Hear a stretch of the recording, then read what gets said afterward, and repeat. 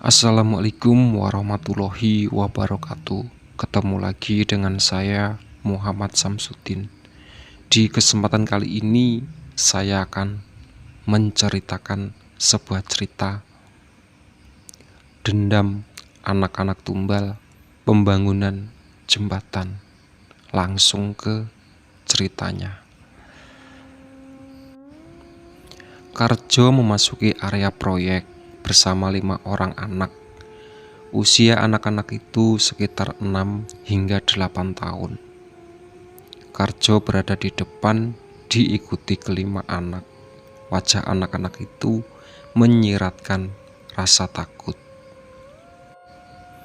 Ia segera menghadap pada pimpinan proyek. Sesaat setelah dia memasuki area proyek pembangunan jembatan itu. Hanya dalam hitungan menit, seluruh lampu di area proyek itu dinyalakan. Semua mesin dan peralatan yang ada pun dinyalakan. Suara yang bising berpadu dengan debu yang berterbangan. Area proyek yang tadinya sunyi dan gelap kini terang benderang meski tak dapat dilihat dari luar karena tertutup oleh pagar seng di sekeliling area proyek. Bulan yang hanya separuh menyaksikan dari kejauhan saat anak-anak itu digiring ke tempat pemancangan tiang jembatan. Wajah-wajah mereka yang lugu tampak mengkilat akibat keringat.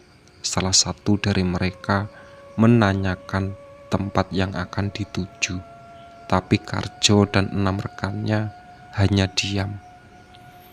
Wajah Karjo dan teman-temannya terlihat tegang. Tiang pancang jembatan yang sedang dikerjakan sudah 4 kali dipasang, tapi selama 4 kali pula tiang itu roboh tergerus air. Sementara tiang di sebelah utara sama sekali tidak dipasang karena area sekitar lokasi tiang selalu basah oleh air sungai. Jika tiang pancing itu belum terpasang, maka tidak ada pekerjaan lain yang bisa selesai, sebab tiang-tiang itulah yang akan menjadi penyangga badan jembatan. Beragam upaya telah dilakukan oleh pekerja maupun kontraktor proyek itu agar jembatan bisa terpasang. Mulai dari menompa air sungai dengan mesin berkapasitas besar hingga menggunakan tenaga ahli dan alat canggih untuk menanam tiang. Tapi semua itu sia-sia. Tiang jembatan tetap tidak bisa terpasang.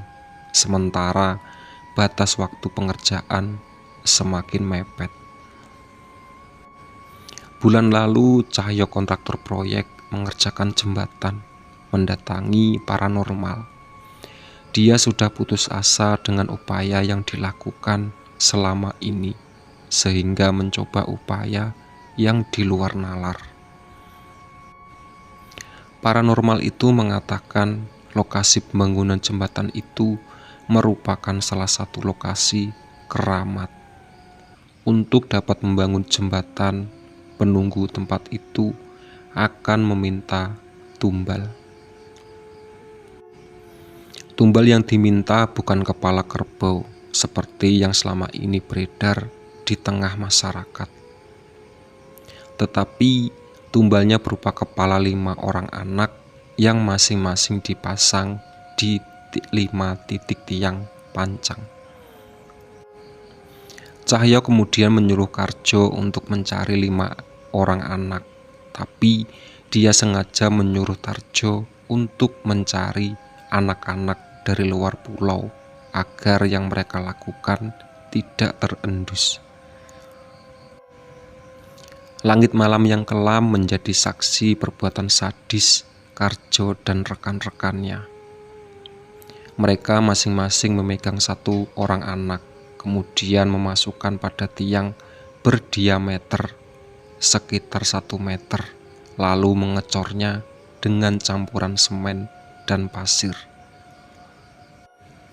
Mereka sengaja menyalakan semua mesin dan peralatan agar teriak ketakutan dari anak-anak itu tidak terdengar, tersamarkan oleh deru mesin-mesin berukuran raksasa. 4 anak yang melihat temannya dimasukkan dalam pipa, kemudian dicor dengan campuran semen, serentak berteriak.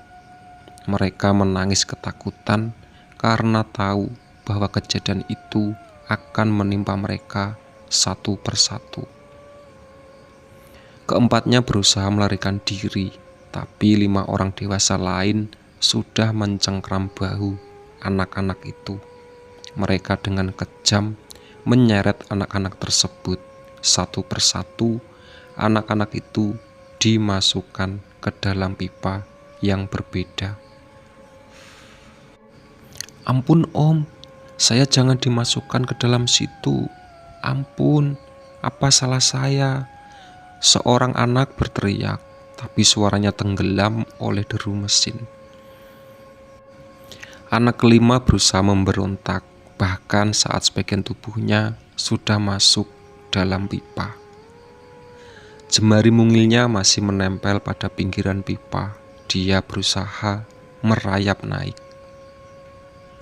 Tapi campuran semen dan pasir yang dituang menghapuskan segala harapan.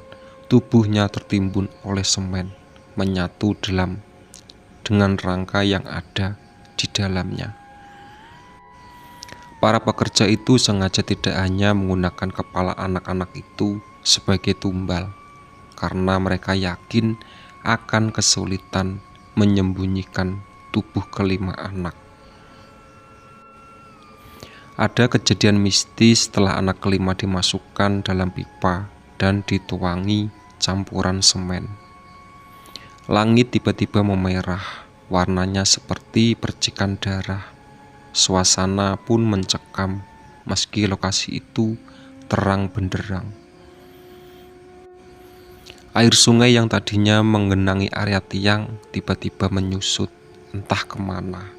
Tiang-tiang itu pun secara tiba-tiba berdiri tegak. Karjo dan keenam rekannya merinding melihat hal itu.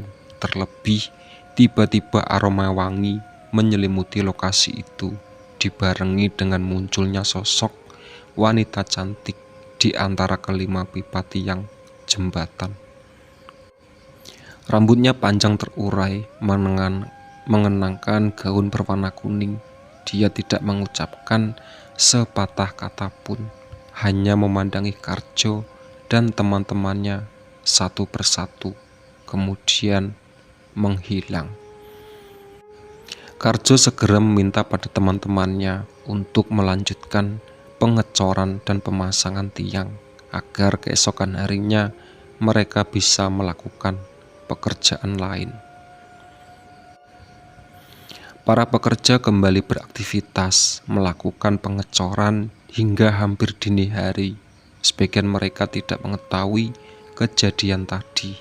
Mereka hanya tahu bahwa tiang sudah bisa dipasang.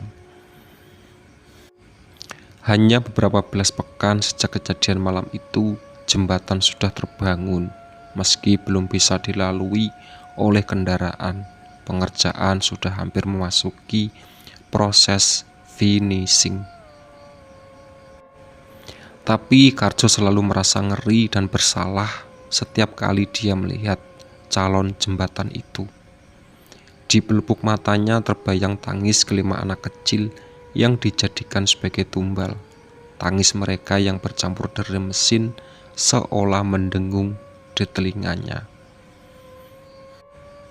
Bahkan beberapa kali Karjo melihat anak-anak kecil yang bermain di lokasi itu sambil menunjuk-nunjuk ke arahnya. Kejadian itu seolah nyata. Anak-anak kecil yang bermain di tempat itu masih sering terlihat saat jembatan tersebut sudah difungsikan. Beberapa orang yang sempat melihat mereka mengatakan anak-anak itu tak jarang membonceng pengendara sepeda motor atau penumpang mobil. Namun setiap kali ada orang yang melihat anak-anak itu, bisa dipastikan akan ada kecelakaan di tempat itu dan korbannya tidak pernah ada yang hidup. Anehnya lagi, seluruh korban kecelakaan adalah orang dewasa. Kalaupun ada anak kecil yang bersama mereka, si anak pastikan selamat tanpa lecet. Menurut beberapa paranormal yang pernah didatangi oleh warga setempat, kecelakaan yang terjadi di lokasi itu disebabkan oleh anak-anak yang dulunya dijadikan tumbal pembangunan. Mereka membalas dendam pada pengguna jalan, khususnya orang dewasa.